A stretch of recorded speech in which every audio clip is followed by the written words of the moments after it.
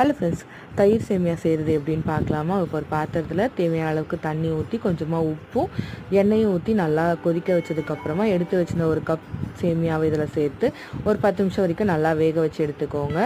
Over cook ஆகாமல் இருக்கிறதுக்கு அதுலேருந்து தண்ணியெல்லாம் ஃபில்டர் பண்ணிவிட்டு கொஞ்சமாக பச்சை தண்ணி ஊற்றி லைட்டாக ஃபில்டர் பண்ணி வச்சுக்கோங்க. இப்போ தேவையான அளவுக்கு பால் சேர்த்து கொஞ்சமாக உப்பும் சேர்த்து நல்லா கலந்து விட்டுக்கோங்க. இப்போ இதில் தாளிப்பு சேர்க்கறதுக்கு ஒரு தாளிப்பு கரண்டியில் தேவையான அளவுக்கு எண்ணெய், கடுகு, சீரகம், அப்புறமா கடலப்பருப்பு, உளுத்தம்பருப்பு, கருவேப்பிலை, கட் பண்ணி வச்சுருந்த பச்சை மிளகாய், துரி வச்சுருந்த இஞ்சி எல்லாமே சேர்த்து நல்லா வதக்கி விட்டுக்கோங்க. கொஞ்சமாக பெருங்காயத்தூளும் சேர்த்து நல்லா கலந்து விட்டுக்கோங்க. ரெடி பண்ணி வச்சுருந்த சேமியாவில் இது எல்லாத்தையும் கொட்டி நல்லா கலந்து விட்டுக்கோங்க.